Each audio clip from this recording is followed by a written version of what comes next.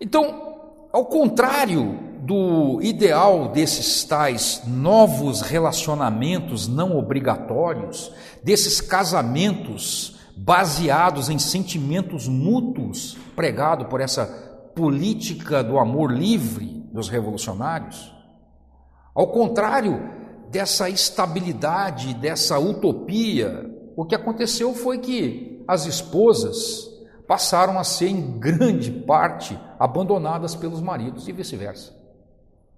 Os bebês, frutos desses encontros fortuitos que se tornaram cada vez mais comuns, eram largados nas ruas para morrer ou mesmo mortos pelas suas mães.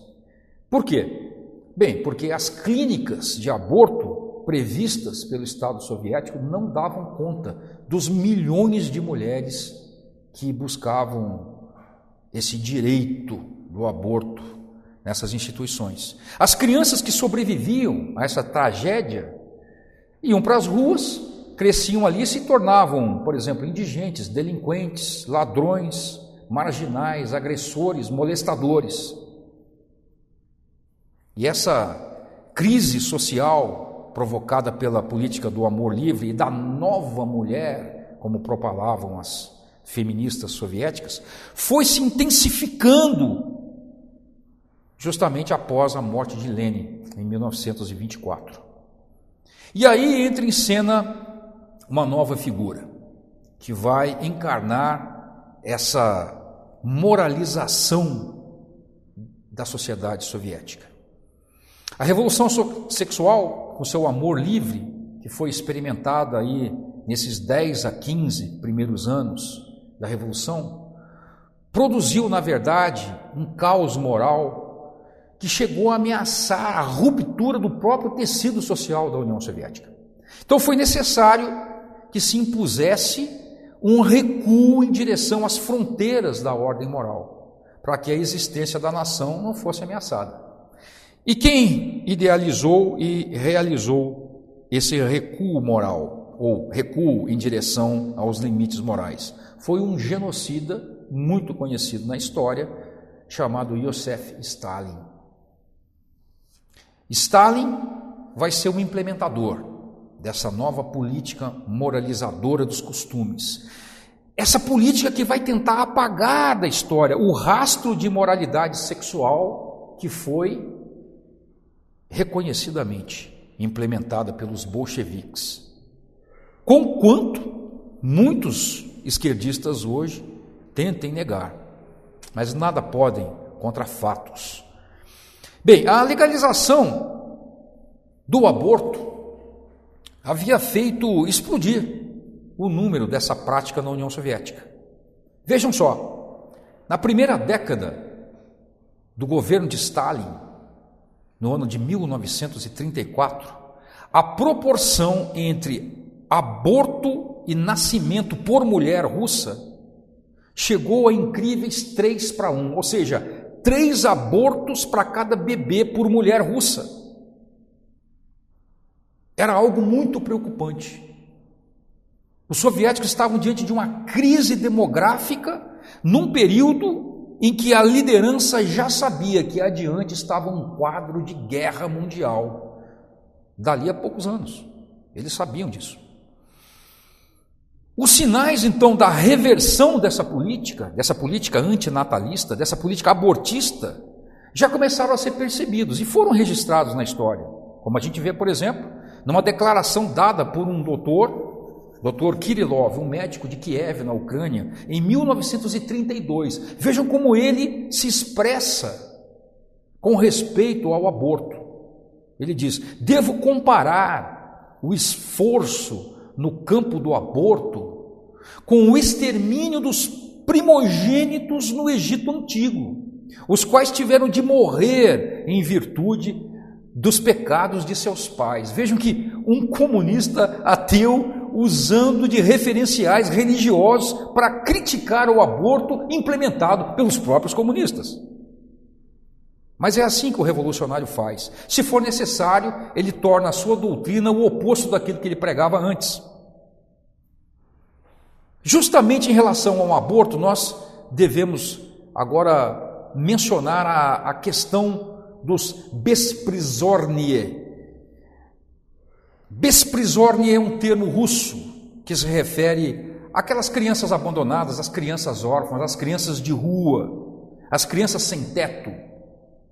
Desde 1928, portanto, antes de completar 5 anos no poder, Stalin já havia começado uma ação mais contundente que pudesse enfrentar o problema dessas crianças de rua, desses besprizornie.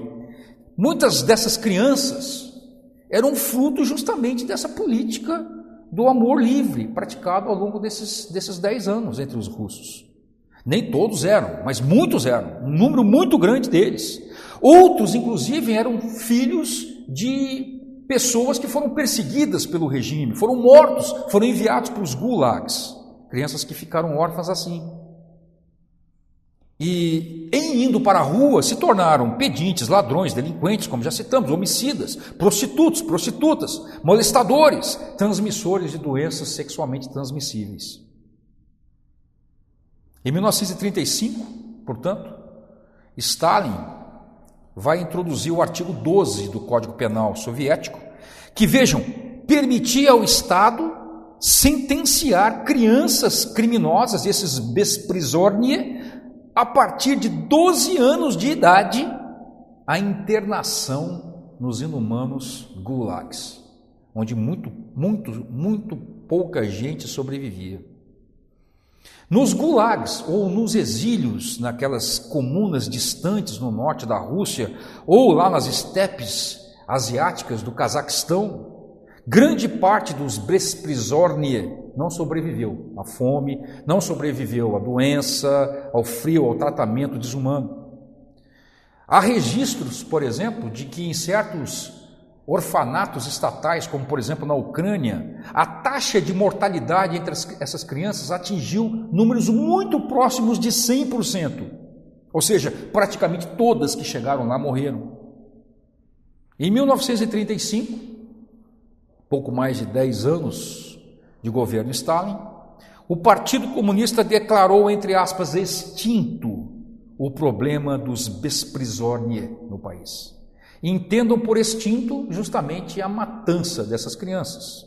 Em 1936, o famoso jornal Izvestia publicava uma matéria sobre Stalin como o papai, o amigo das criancinhas, como você vê a foto de Stalin aí nesse slide, segurando uma criança sorridente no colo, com flores. Naturalmente que o Izvestia não disse que essa criancinha era filha de desafetos do sistema que foram mortos, enviados aos gulags. Em 1935, a manchete do Pravda, o outro jornal que nada mais é do que uma caixa de ressonância do partido, evidenciava a mudança, por exemplo, na política do amor livre, tão querida dos primeiros bolcheviques. O Pravda dizia assim, abre aspas, na União Soviética, apenas o amor puro, grandioso e soberbo deve ser a razão para o matrimônio, fecha aspas. É curioso, a mudança de 180 graus na política. Em 1936, Stalin decide banir o aborto. E mais que isso, ele começa a impor dificuldades legais ao divórcio. Aquele mesmo divórcio que foi tão facilitado pelas leis a partir de 1918. 1944, somente os casamentos registrados se tornam legais e os divórcios se tornam cada vez mais burocráticos e mais difíceis. Você pode perguntar, mas o que significa os casamentos registrados? Os casamentos não eram registrados? Sim, o Código da Família de 1918 previa o casamento civil. Entretanto, ao longo dos primeiros anos, mesmo o registro civil foi sendo deixado de lado, para que o casamento se tornasse apenas uma união baseada em sentimentos.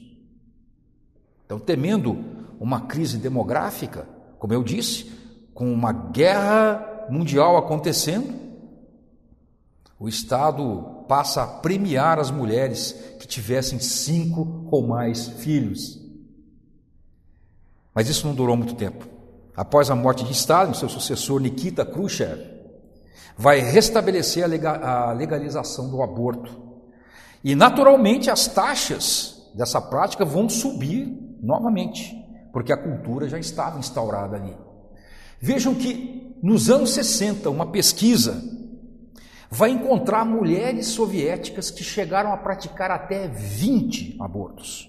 Uma coisa inédita no mundo.